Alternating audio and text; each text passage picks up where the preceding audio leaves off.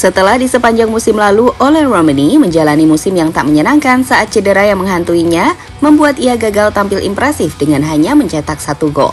Di awal musim ini, pemain yang tengah mendapatkan pendekatan intens dari PSSI ini coba fokus dan terus menunjukkan performa terbaiknya sejak pramusim dimainkan.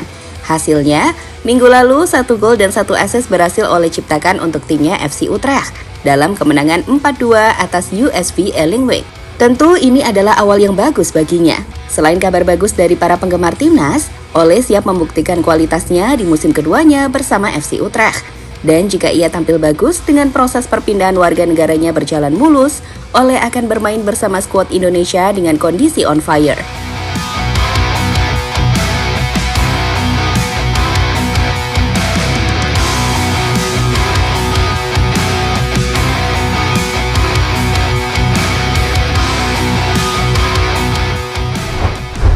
Tampil luar biasa saat sukses menciptakan 11 gol dari 33 laga di Eredivisie bersama FC Emmen di musim 2022-2023. Ole Romani yang saat itu baru berusia 22 tahun membuat publik Liga Belanda tertarik pada penyerang bertinggi 185 cm tersebut. Kekuatannya dalam berduel 1 lawan 1 yang ditunjang dengan power dan finishing mematikan yang ia miliki, membuat Ole disebut-sebut sebagai salah satu penyerang masa depan tim Belanda. Di mana hal itu membuat FC Utrecht yang dapat dikatakan sebagai salah satu tim besar di Eredivisie langsung membelinya dari FC Emmen dengan biaya yang belum diketahui. Ole pun dikontrak FC Utrecht dengan durasi hingga 2026 dan diharapkan bisa jadi bomber utama dari tim Utrecht di Eredivisie musim lalu.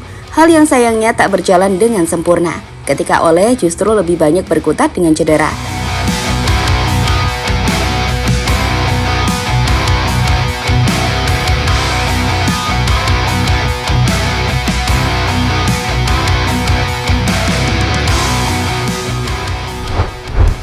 Sebagai informasi, di sepanjang musim lalu, Ole memang cukup kesulitan untuk beradaptasi dengan timnya FC Utrecht. Ia sudah mengalami cedera sejak awal musim, di mana itu membuat Ole kehilangan waktu untuk menyesuaikan diri dengan tim. Ia pun lebih banyak bermain sebagai pemain pengganti, di mana secara total ia hanya bermain dalam 15 laga saja. Sekali lagi, itu pun tak pernah full selama 90 menit. Dengan Ole Romani hanya mampu mencetak 1 gol, hal yang tentu membuat di awal musim ini, Ole berusaha keras untuk mengembalikan kepercayaan dirinya. Untuk bisa mengembalikan ketajamannya sekaligus kepercayaan diri sang pelatih, Ole pun berusaha tampil sebaik mungkin sejak laga pramusim. Benar saja, dipercaya bermain sejak awal laga di 45 menit pertama, Ole langsung menjawab kepercayaan pelatih dengan aksi briliannya. Bermain di posisi center forward yang bisa bergerak ke sayap kanan, Ole langsung mencetak gol pembuka untuk membawa timnya memimpin. Ia jelas punya pergerakan yang apik, disertai visi bermain yang bagus. Hal yang kemudian ia buktikan saat ia juga bisa memberikan assist untuk gol kedua dari FC Utrecht. Niklas Versterloen naar Ole Romani. Goed doorgespeeld naar Victor Jensen. Balletje breed naar Anthony de Scott en dan niet de tweede van Utrecht. Er wordt toch ook keurig verdedigd in de defensie van Ellingweg. Dan Utrecht in de opbouw. Ellingweg zet hoog druk, dat levert balbezit op. Wat heet een goal van Justin Lauwaars. En het is toch behoorlijk verrassend te noemen. Utrecht dus in de achtervolging om niet bij de rust tegen een achterstand aan te kijken. Dat lijkt niet te gebeuren. De Scott met een prima paas naar Ole Romani. En geheel conform het wedstrijdbeeld schiet die laatstgenoemde Ole Romani na 10 minuten speeltijd de 1-0 binnen.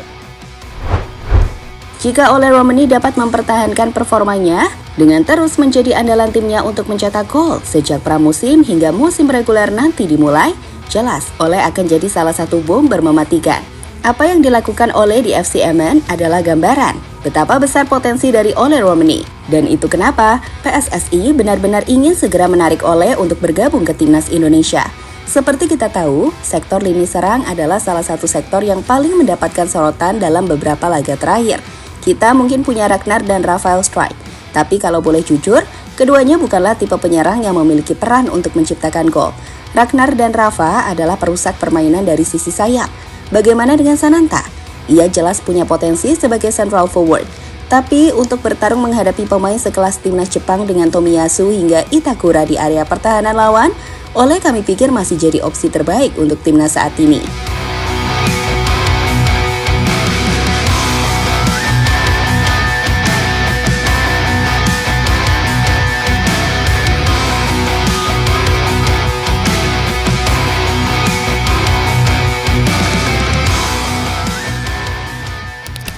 Kevin Dix dan Ole, dua sosok target utama. Ada dua lah ya. Salah satunya Kevin Dix. Boleh juga diomongin seperti itu. Kan ini kesempatan loh. Kesempatan lu saya tanya. Tadi off kamera juga kita udah ngobrol banyak kan. Gitu. Kalau depan kayaknya si Ole lah ya. Jika kita mengacu pada podcast dari Bung Arya Sinulinga bersama salah satu pengamat kenamaan Bung Binder, maka jelas dua nama yang kemungkinan akan jadi warga Indonesia dalam waktu dekat adalah Ole Romani dan juga Kevin Dix. Kevin Dix disiapkan untuk memperkuat pertahanan. Meski kita sudah memiliki deretan pemain kuat di pertahanan, namun Kevin adalah pemain grade A yang tengah dalam performa terbaiknya. Jika ia datang, kita akan melihat kombinasi Kevin Dix dan Jay Itzhak di area pertahanan Timnas Indonesia, yang kami pikir punya potensi untuk menyulitkan para pemain Timnas Arab, Australia, bahkan Timnas Jepang sekalipun untuk mencetak gol. Apalagi jika kita juga ketambahan Martin Paes di posisi penjaga gawang. Sementara itu untuk Ole Romani, kehadirannya adalah solusi dari masalah besar tim Garuda di posisi central forward. Seperti kita tahu, setelah laga kontra Irak dan juga Filipina, Shin Tae-yong telah menjelaskan jika mereka membutuhkan striker tambahan untuk babak kualifikasi Piala Dunia round 3. Dan kami pikir Ole adalah opsi terbaik untuk saat ini. Timnas sendiri sejatinya juga sudah punya James Ravan, tapi Ole adalah pilihan terbaik kami pikir untuk saat ini. Dengan track record dan bagaimana ia bersaing di salah satu tim kuat Eredivisie FC Utrecht. Mereka yang khawatirkan Timnas Indonesia. Sebagai tim yang secara ranking FIFA di bawah kontestan lainnya di grup C, sebenarnya ini justru bisa jadi keuntungan dari Timnas Indonesia, apalagi kalau sampai diremehkan. Kita adalah tim yang nothing tulus dan bisa mengejutkan siapapun. Tambahan kekuatan dari para pemain Indonesia yang bermain di Eropa juga membuat timnas sulit diprediksi. Dan itulah alasan kenapa negara-negara lain tak ingin meremehkan timnas dan lebih memilih untuk mengatakan jika Indonesia adalah tim yang bisa mengejutkan dan menakutkan. Seperti kata bintang timnas Jepang Takumi Minamino, Arab Saudi dan Australia bagi saya adalah tim kuat di Asia. Tim tanda sangat tangguh, termasuk jarak tempuh dan atmosfernya. Indonesia juga cukup menakutkan. Mereka bermain bagus di Piala Asia dan memiliki banyak momentum. Ini adalah grup yang Anda tidak boleh lengah bahkan dalam satu pertandingan, kata Minamino, sumber Nikan Sports. Selain Takumi Minamino, pujian soal kekuatan timnas yang bisa mengejutkan juga datang dari pelatih Australia, Graham Arnold.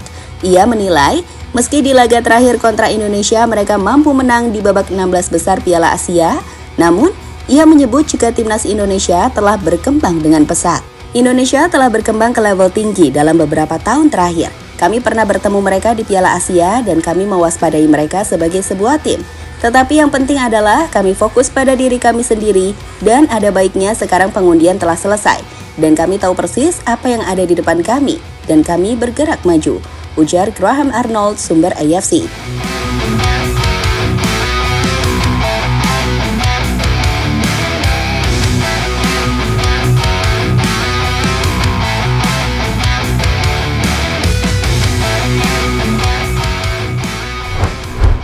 Jika pada akhirnya timnas Indonesia berhasil menambahkan Ole dan Kevin Dix tepat waktu, termasuk Martin Paes, kami pikir peluang tim Garuda untuk meyakinkan bahkan mengejutkan tim-tim terbaik Asia bukanlah hal yang mustahil. Sekarang coba lihat gambaran skuad tim Garuda dengan Ole dan Kevin telah kita masukkan ke skuad tim Garuda, plus Jairo Redewald.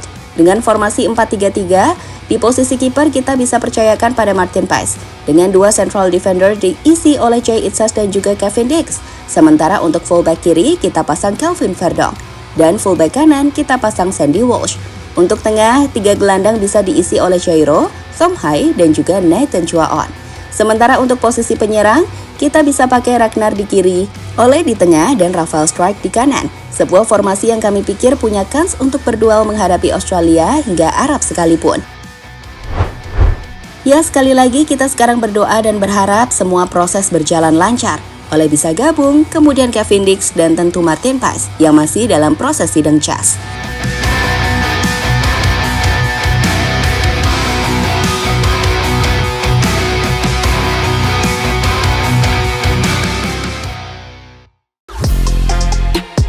Halo, izin iklan sebentar ya guys. Jadikan ruangmu bernuansa timnas. Temukan beragam poster dinding, sepak bola dan timnas dengan desain menawan, kualitas premium dan harga yang tidak akan menguras kantong. Segera klik link Shopee di deskripsi video ini dan dukung timnas dengan sepenuh hati.